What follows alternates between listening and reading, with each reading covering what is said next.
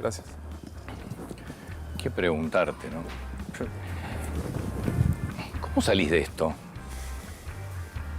¿Cómo salís de esto? Sí. ¿Qué, Bueno, qué deberíamos suponer que va a pasar? si querés déjame responderte cómo salimos a lo largo de la historia, porque hay un dato relevante que no se mencionó. ¿Sabés cuántas veces la Argentina tuvo inflación de más de 130%? ¿En cuántos episodios? Solo en 3. O sea, este dato de inflación, claro, este dato de inflación está quebrando un umbral que no se quebró muchas veces, porque la historia inflacionaria argentina la sabemos todos. Sí. En el Rodrigazo, del 75, la crisis de la deuda del 82 y la hiper del 89. Cuando vos penetraste en estos episodios, saliste, en todos tardaste casi 4 años en salir, o sea, volver una inflación de menos de 3 dígitos, saliste con la tablita en el 79, con el austral en el 85 y con la convertibilidad. O sea, necesitas un programa de estabilización con un ancla firme. Pero yo te voy a decir, el punto de partida para poder implementar un programa de estabilización de esta naturaleza es primero arreglar la política. Vos no podés empezar a arreglar la economía sin antes arreglar la política. ¿Dónde se arregla la política? En las urnas.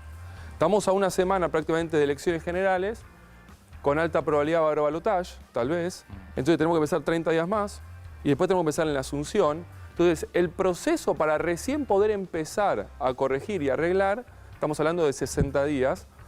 Y en toda una primera fase, antes de mejorar, vas a tener que sincerar, corregir, ajustar. Entonces vas a ver caída en el nivel de actividad, más inflación. Y si es exitoso y está bien diagramado el programa de estabilización, vamos a empezar a corregir el problema. Bueno, definime sincerar y corregir y actualizar. Bien, muy sencillo. Sí. La inflación acumulada en la gestión de Alberto Fernández, 700%. Bien. 700% de inflación acumulada. Qué nefasto como presidente. Cuando vos abrís eso, tenés precios que aumentaron 1000%. Indumentaria, textiles, calzados, medicamentos, autos, etc. 1000%. Del otro lado tenés todo lo reprimido. Transporte, combustibles, luz, gas, educación. Luz y gas todavía está retrasado, más allá de esta... Para un segmento de la población un montón. Sí. Para una parte de la Argentina seguro que no. Que todo eso, prepagas, educación, aumentó 300, 400%. El dólar también es otro de los precios atrasados. Entonces, lo primero que yo tengo que hacer para empezar un proceso de desinflación es alinear precios relativos. Este espectro que está muy abierto lo tengo que cerrar. ¿Dólar te referís al oficial? Al oficial. Otro de los precios más adelante. Si yo te muestro el abanico de precios relativos de la economía, acá está el dólar paralelo, como el más adelantado. Acá abajo están las tarifas, los combustibles, el dólar oficial. Lo primero que tengo que hacer para empezar a desinflacionar, o sea que la inflación vaya paulatinamente al abajo, va a ser sincerar. Y ese sinceramiento suelta inflación. Por eso no hemos visto todavía lo peor en materia inflacionaria. La pregunta es cómo se va a hacer esto. Entonces ahí, si querés, volvemos a la historia y hay malas experiencias. O sea, en el año 75, junio, porque hubo un intento, por ejemplo, de corregir un descalabro de esta naturaleza, fallido, y eso fue el Rodrigazo. Vos fíjate lo siguiente. Mayo del 75, la inflación promedio mensual era 8, la interanual 120 y tenías esta misma distorsión de precios relativos, la brecha hizo de 100 a 300. Cuando se quiso corregir eso y se hizo mal, la inflación tuvo picos de 35, 40. Pero eso es lo que te iba a decir, porque si vos actualizás, corregís, sincerás, bárbaro, listo, ahí tenés el golpe de 35% de 40%, pero después, ¿quién te asegura que no va a seguir subiendo? Vos ahí actualizaste y nivelaste. Pero si vos no corregís nada, que fue lo que pasó en el 75, vas a seguir sumando inflación. Claro. El 75 es un intento fallido de estabilización porque vos te pones a toquetear las variables nominales y no haces nada más. La inflación pasó de 120 a 750. Eso es un intento fallido. El austral y la convertibilidad son intentos exitosos. Porque acá tenés que tener una reconfiguración de tu esquema fiscal. Sí, pero duró 2 años el austral. Sí, el austral fue exitoso transitoriamente. Bueno, pero vos la inflación la llevaste a un nivel, tuviste inflación en algunos meses de 2%. Pero después tuviste que hacer el primavera y después te talló todo. Sí, claro, porque vos no terminás. El problema cambiario tiene atrás un problema monetario. Y el problema monetario tiene atrás un problema fiscal. El experimento de Rodrigo atendió el primero. El austral, los 2 primeros, y no corrigió el problema fiscal. Automáticamente se la llevó puesta al austral. Vino el primavera, fracasa, terminó en hiper. La convertibilidad atendió los 3. Y después por otros problemas, también a los 10 años caducó la convertibilidad. Lo que yo te voy a decir es, El sinceramiento de precios relativos es parte de todo un programa económico. Y acá lo que amerita, si querés cirugía mayor, hay tres frentes. Uno es el fiscal. Toda esta expansión del gasto público, hoy tenemos un gobierno y un ministro candidato que está acelerando en la curva, aumentando gasto público, bajando impuestos y el agujero fiscal está creciendo. Te está dejando un déficit de arrastre primario de casi 4 puntos, total casi 6. Entonces, vos pensás que la base monetaria hoy son 4 puntos del PBI, o sea, yo tengo que más que duplicar la cantidad de dinero para sostener el agujero fiscal. Entonces, yo voy a tener que ir a atacar eso, y creo que los tres candidatos lo saben, la diferencia es en qué magnitud va cada uno. Pero si yo no arreglo eso de fondo, todo lo que yo haga en materia de sinceramiento de precios, esquema cambiario y demás, no va a servir para nada. Todos estos escenarios que planteás, digo, sobre todo los históricos, nos hacen pensar en que venga el gobierno que venga, los próximos 2 años por lo menos, vamos a tener índices anuales de en torno al 100%. No necesariamente, no necesariamente. El austral y la convertibilidad, programas en el arranque exitoso, la convertibilidad después tuvo más recorrido, te bajan la inflación muy rápidamente. Se anuncia en abril del 91, en agosto del 93 vos tenías inflación anual de 9%, con inflaciones mensuales de 0,3%. Entonces, en menos de 26, 27 meses vos ya tenías inflación como la que mostraban recién de los países normales de la región o del mundo.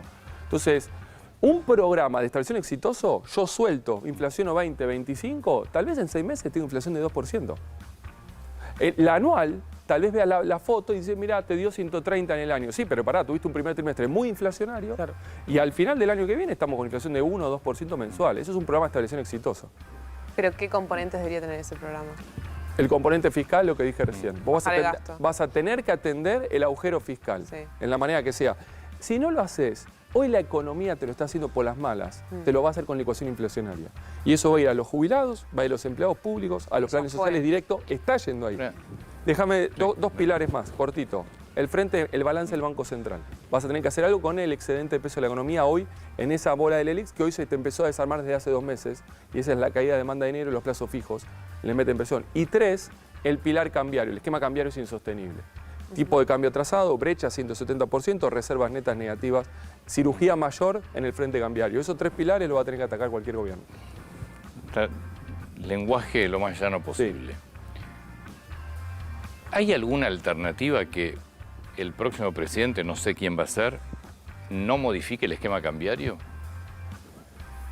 Ahí, modificar se va a modificar, no, tío, pero de hecho... ¿A dónde quiero ir? A ver, ¿qué margen de maniobra tiene cada uno y a qué nos podemos enfrentar? ¿Vos podés mantener este esquema cambiario? No, de hecho, ni el gobierno lo está pudiendo mantener. Todos los días te está agregando un tipo de cambio diferencial. Sí. Es insostenible. Sí. Está todo trabado. Vos no, o sea, no podés seguir con esto, no importa quién gane, no podés seguir con ese esquema. Con este esquema así como está, no. Pero el esquema incluye un nivel de dólar y determinados niveles de controles y de accesos. ¿Por qué digo el nivel de dólar? Y vamos a hallarlo para que la gente lo entienda. Uno de los principales problemas del esquema cambiario es el atraso cambiario. Esteban, ¿qué es atrasar el tipo de cambio? Dejar algo barato. Yo lo he dicho varias veces. El mercado de cambios hoy en Argentina es como un ring de box. Todos los días se suben 5 demandantes de dólares, son los importadores. De un lado se sube una sola persona, que es el Banco Central como oferente. ¿Por qué pasa eso? Porque dejaste barato el dólar, en términos relativos.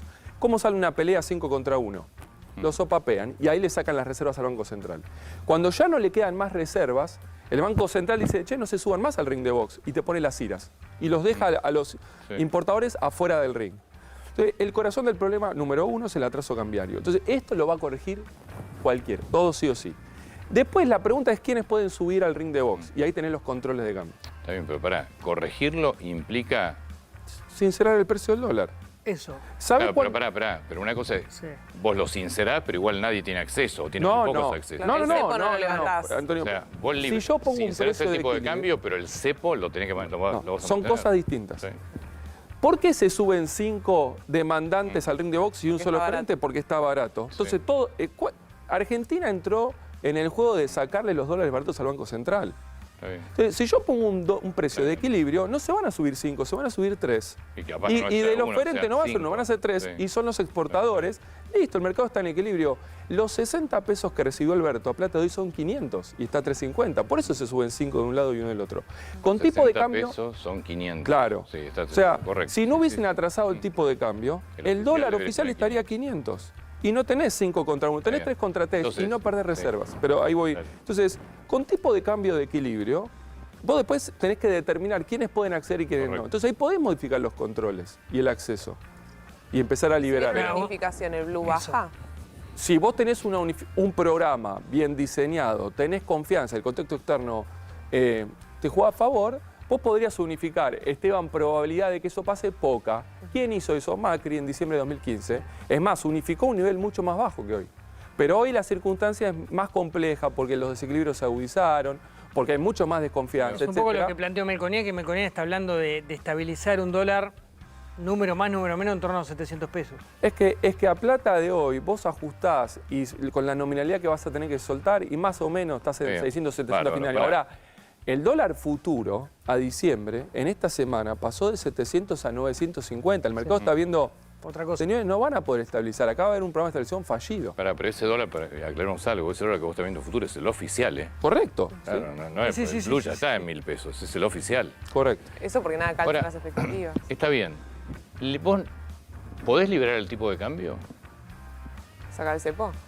Con un programa que me dé equilibrio fiscal, después de sanear la hoja de balanza del Banco Central, un tipo de cambio sincerado. No lo puedes hacer inicialmente. Un gobierno que me transmita mucha confianza y una soja que vuelva a la zona de 550, 600, sí. Claro, no lo puedes hacer Esteban, la soja no está a 600, está a 470. El gobierno no transmite confianza, el programa está mal diseñado, no hay ninguna chance. No, pero igual no hay ninguna chance de comienzo. Si no se dan estas condiciones, no. Y más allá si se unifica el tipo de cambio, con el cepo sí nos tenemos que amigar, ¿no? Porque hay una bola de pesos muy grande dentro de la economía argentina. ¿O se puede levantar? No, es que, a ver, la bola de pesos, que es el excedente de pesos de la economía hoy, está en el M3, que es el M3 los plazos fijos. Si yo le digo, abramos todo lo que están escuchando en la casa, las billeteras, veamos las cuentas corrientes, las cajas de ahorro, ¿cómo está el nivel de monetización de la economía? Súper bajo. Claro. Súper bajo en términos reales. Están mínimos de 30 años. Ya la demanda de dinero está súper baja. El problema está en los plazos fijos. Acá está todo el dinero que sobra que se pone en el ELIX. Ahora, insisto, yo tengo un programa, hago la corrección fiscal, yo puedo empezar, eso va a ser inflación al arranque, yo puedo empezar a desarmar esa bola del ELIX por la positiva. Por la negativa sería, si yo no hago esto, con licuación inflacionaria. Nos vamos a un régimen de inflación más alto. ¿Por la positiva? Por la positiva es eso, yo hago la corrección fiscal y empiezo a desarmar los pesos porque la economía los va a necesitar. ¿Qué pasa? A ver si lo puedo explicar de una manera.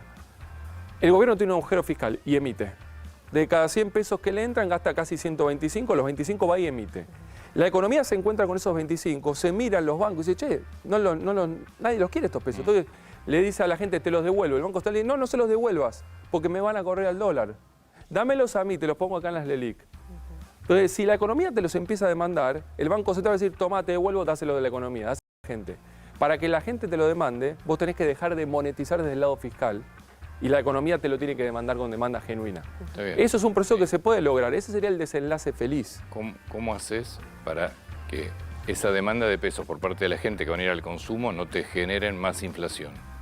Si van a aumentar la producción de los bienes. No, porque si yo ya cierro las canillas fiscales y cuasifiscales, la economía sigue con una inercia inflacionaria. Y dije, en el arranque es más inflacionario. Nominalmente la economía va a necesitar más pesos y ahí es donde yo le doy eso que tenían las LELIC. Y ahí ese, insisto, es el desenlace feliz. El desenlace infeliz es no cierro el agujero fiscal. Bueno. Sigo monetizando por el déficit, por el fiscal, por el cuasifiscal. Soy un cliente tuyo y te digo, ¿y para vos qué desenlace va a tener? Bueno, acá hay dos desenlaces. Pero voy a decirte, hay dos desenlaces de acá a diciembre y después dos desenlaces en el arranque del próximo gobierno. Voy a los dos primeros. El positivo es un escenario que yo lo llamo... La macro argentina está volcando, lo voy a decir así. Digamos, y el gobierno y el ministro candidato están acelerando con un programa volcando. Este es el cuadro de situación. Cuando esto está sucediendo, podemos ir a un escenario de control de daño y decir, bueno, aprieto el freno de mano activo, saco el pie del acelerador, política fiscal monetaria contractiva, llamo a la oposición, ordeno, y eso sería un escenario de control de daños. La inflación va a 10, 12, la brecha va a bajar un poco, etcétera, nos vemos en diciembre. Si por el contrario siguen acelerando, que es lo que están haciendo, siguen los misiles cruzados de oficialismo-oposición, oposición-oficialismo, la brecha se va a ir, va a superar el 200%. Esto está ingresando en escenario de espiralización. Y yo como cliente te diría máxima precaución. Porque acá Argentina entró en un sendero nominal incierto. Y va a tener una inflación de 15, de 20 o de 25% en un mes. Si vamos por acá. Y hoy la Argentina está yendo por acá, lamentablemente. Por eso lo digo. Para que tomen... O sea, ahora, acelerar este proceso es terminar en hiper. sí, no en una hiper definida con el estándar de los 80, pero un escenario cuasi rodrigazo con 20, 25 de inflación, sí. Ahora, Esteban, el gobierno y el ministro candidato va a cambiar la actitud y van a empezar a conducir con responsabilidad. Y van a plantear una transición cooperativa. Listo, vamos a descartar el negativo, ojalá que suceda esto, vamos por acá. Pero el 11 de diciembre empieza lo que yo llamo la fase taller de la economía. Esta economía va al mecánico. Después tenemos que discutir a qué mecánico, en función de que gane, pero va al mecánico, gane quien gane, va al mecánico. Y acá podemos tener una estabilización exitosa o una estabilización fallida. Y acá también hay riesgo de espiralización. O sea, el riesgo de que la inflación se vaya mucho más de lo que estamos viendo ahora, que parece drástico, pero en perspectiva no es mucho, lo tenés en la fase final de este gobierno y en la fase inicial del que viene. Si el gobierno conduce bien, zafamos el primer periodo. Si el próximo gobierno hizo bien el programa, es consistente, el equipo está afilado y la política responde atrás, listo, tenemos una estabilización exitosa. Ahí Argentina va a ajustar, va a corregir, va a soltar igual inflación, pero es una inflación que se suelta en forma controlada. Hay valle de actividad, pero después punto de inflexión y sale. Estos son los dos escenarios en dos momentos muy diferentes, porque el momento de corto plazo son ya solo 2 meses ¿ves un plan? Condicionados por la transición electoral. ¿Ves alguno de los 3 planes económicos que circulan, los 3 candidatos, los referentes económicos de cada uno, que te lleve a ese horizonte de salida de a poco a partir de enero? Oficialismo me está llevando hoy por el escenario negativo en el corto plazo. Y no conozco el equipo, el programa, nada después en la fase taller. Así que ya lo descarto. En la oposición, en los dos espacios, después podemos discutir pros y contras de cada esquema. Yo puedo estar más a favor o más en contra del uno. Después hay que ver la capacidad de ejecución, la gobernabilidad y la capacidad de poder efectivizar el programa. Digamos, hay espacio. Por eso el resultado del 22 de octubre es clave en este sentido. Digamos, porque de alguna manera tenemos que estar desacelerando en este tramo corto que nos queda y después dándole mayor probabilidad de éxito al programa que viene después. Y esto es dinámico, es diario, pero yo te diría, en la oposición hay algo de qué agarrarse. Pasa que es la primera vez que llegamos a un escenario con doble oposición.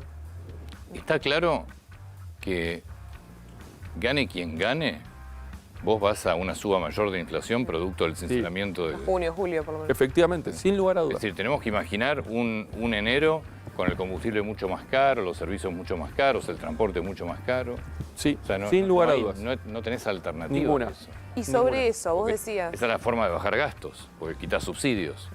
Ninguna. Es que además, Antonio, las estaciones de servicios están cerrando. ¿Sí? Cerraron más de 30 colegios en lo que va del año. Sí. O sea, la represión de las prepagas están todas en crisis.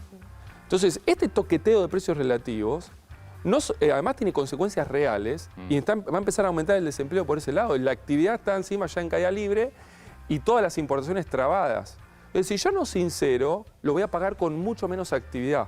Y entonces ya no va a ser un valle de actividad, va a ser una depresión profunda. Ahora, es un sí o sí, no hay dudas lo que dice Antonio, de que hasta mitad del año que viene vamos a tener más inflación. Vos hablabas de precios que hoy están caros, como el blue, y precios que están reprimidos. Uno de los que están reprimidos es el salario. ¿Qué va a tener que hacer el gobierno que viene para que suba ese salario y se banque el aumento de combustible, de tarifas? No, en el arranque, voy a hablar de los salarios y las jubilaciones. El ingreso de todos nosotros, los monotributistas, los jubilados, los pensionados, los planes, los trabajadores, etcétera, en el mejor de los casos no cae y va a ser difícil que no caiga. O sea, en el arranque es muy difícil. Pero hoy viene cayendo. ¿Cómo no cae? No, claro, pero acá hay ¿sabes por qué? Porque el salario subió artificialmente y está volviendo a su lugar donde en realidad debe estar. ¿Qué te quiero decir con esto? Si hoy la gente tiene un determinado poder de compra y están pagando 3.000 pesos de gas, cuando en realidad si yo ajustaba el gas, como subió la inflación, tendrías que pagar 20.000. ¿Qué pasa con esos 17.000 pesos de más? Bueno, compras una pizza, vas al supermercado, compras una pizza, lo que fuese. Pero eso es todo artificial, es todo con toqueteo de precios relativos. El salario real no subió. Transitoriamente lo subí artificialmente. Esto es un problema porque el jubilado, el trabajador, el empleado te dicen, Esteban, yo quiero, lo voy a poner de esta manera para que se entienda. Si consumíamos 100 manzanas hace 4 o 5 años, hoy estamos consumiendo 80. Y los informales están consumiendo 70. Y todos dicen, devolveme mis 100 manzanas. Y yo tengo que decir, ¿sabes qué? Todo eso era mentira. Entonces, hay una sola manera de subir el ingreso real sin este toqueteo de precios relativos que no va a ningún lado, que es con incremento de la productividad. Entonces, el próximo gobierno, hace 12 años esta economía no crece. Si el próximo gobierno quiere tener 3, 4 años de crecimiento hacia adelante, que es lo que necesitamos todos los argentinos, el salario real no puede subir más por toqueteo de precios relativos. Va a tener que subir con productividad. ¿Qué significa? Eso mucho tiempo. Y bueno, pero Pero un jubilado cobra menos de $100. Digamos, ¿qué queremos? ¿Una recuperación de un año y crisis de nuevo? ¿O recuperación de 10 años sostenida? Levanten la mano. ¿Qué queremos? Sostenida, sí. Entonces, de acá salimos con productividad. Y esto es inversión, es regla de juego clara, es flexibilidad, estabilidad. Pero es Hay una muy duro. transición, Hace 12 hay una años, transición perdón, dolorosa. hace 12 años estamos toqueteando precios relativos, atrasamos el dólar, el gas, la luz, esto y lo otro, el salario sube, choca y baja.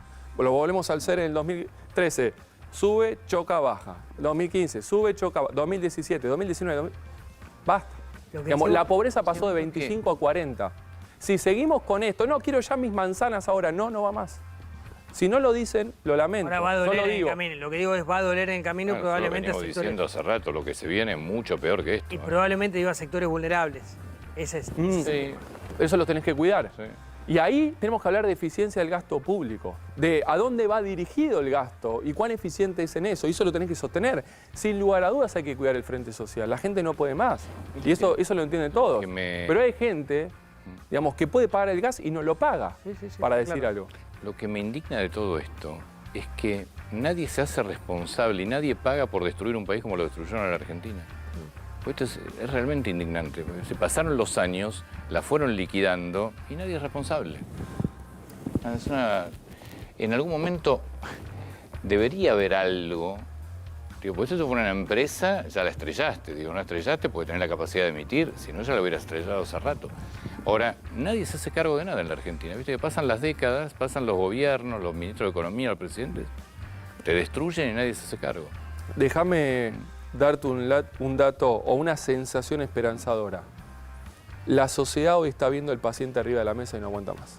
Y esto es una gran diferencia con diciembre de 2015 y con diciembre de 2019.